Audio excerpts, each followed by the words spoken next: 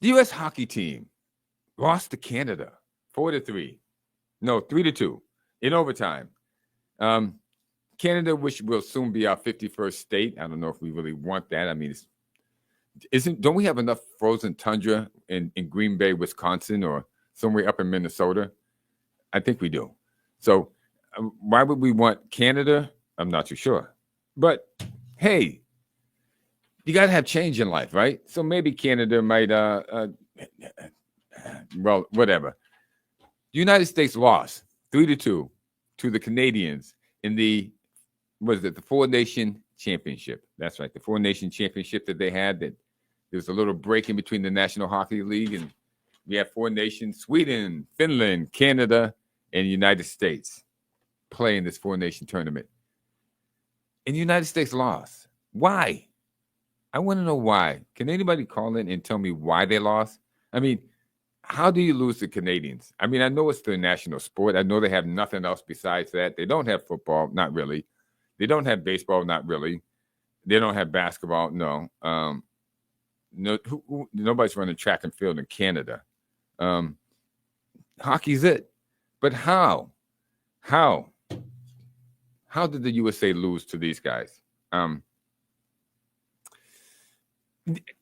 do we think it's going to last? Because here, let's factor this in. In 2020, Canadian players accounted for 45%, okay, of the National Hockey League. The American players accounted for 25%, and the Europeans for 30%.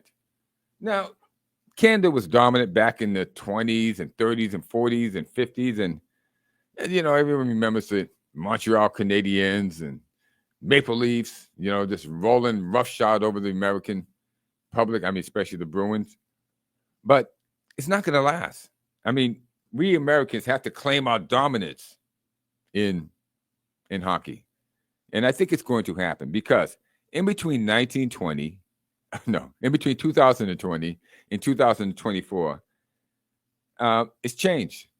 Now, the Canadian men's team used to comprise, or the Canadians used to comprise 45%, but now they're down to 41. And America used to comprise 25%, but now they're up to 29. So it's shifting. We're getting more American players, more American stars in the National Hockey League. And I would expect that eventually we will take over the NHL. I don't know. Is that a little bit presumptuous? The American hockey. I mean, why not? Boston College, Boston University, Harvard, Northeastern, Maine. I think there's some schools in North Dakota, South Dakota that put out good hockey players. And right now, hockey is spreading throughout the United States. It's in Florida. It's in California. I think it's in Arizona, which is a desert. So I think, and here's my take on this. I think the time is right. I think the time is right. I think the harvest is ripe for the picking. And if the NHL invests some money in advertising in the United States, I really puts the effort to it, because there was no comparison between the Four Nation tournament and the NBA All-Star game, which was abysmal. Nobody even watches the All-Star game. I can't stand the stench of it. You got a bunch of guys standing around, looking around. They have comedians there now. What happened to the basketball game? It's not even a basketball game. It's a joke. And right now, and if the NHL put in some time and some money and some focus into expanding their product, marketing it better in the United States, they could leapfrog the NBA, because right now the NBA is stagnant. It's stagnant. It's not going anywhere. They're losing viewers. They have players who, well, aren't American. Not in thought or deed. They feel entitled. So let me know if you have any thoughts on that. What the NHL should do. Is the time right for the NHL to leapfrog? Oh, I still got 4 minutes before commercial. Yeah. Is it still time, the right time for the NHL to because even though they lost, okay, even though the United States lost, the 3 fights in that first game, unbelievable. Before, what was it, 9 seconds into the game, they were already, throwing off the gloves and going at it. And you had 3 fights within, I think, a minute of the game, and it went crazy. And it was something to talk about. It was something that it was on everybody's lips. It was on everyone's YouTube video as far as sports go. And, it was on the news. It was everywhere. It was everywhere. And that's that's hockey. It's the 4th most watched sport. I mean, you got baseball, basketball, football, and then hockey. But at this rate, America is looking for a sport that they can embrace. It used to be football, but then we had the kneel downs for, the fake outrage of whatever it was that the people felt like they had, and riots in the city that were planned and carried out and coordinated and funded, probably by USAID. Okay.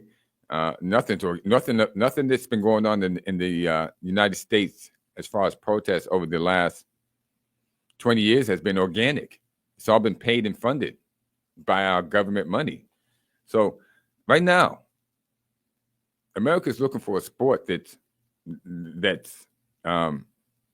embraces American ideals, which is meritocracy, which is God, mom, and apple pie. Which is you work hard, you have a family. They're looking for those type of things. And I believe hockey is ready to take their place because they're more relatable. They may make millions of dollars, but they're not making $50 million a year like they do in football, basketball, and baseball. I mean, these guys aren't even relatable. And they feel entitled. and they're just like grifting the public. The public is looking for heroes and stars. And lately, the best stars are coming from out the country. Shohei Ohtani, Nikola Jokic. Jokic, the guy in Denver. I mean, even Luka Doncic is comparatively a star. Giannis Antetokounmpo. I mean, these are the players that are leading American sports, but they're not American. So what's the connection here? So they're looking for players. And right now, I think American hockey, which is growing because we have players that are coming out of these schools, players that are coming out of these colleges, and they will be players that people know and have a following already before they get into the league. Yeah. National Hockey League is prime to leapfrog the NBA if they put any amount of effort into it. So that's my take on it.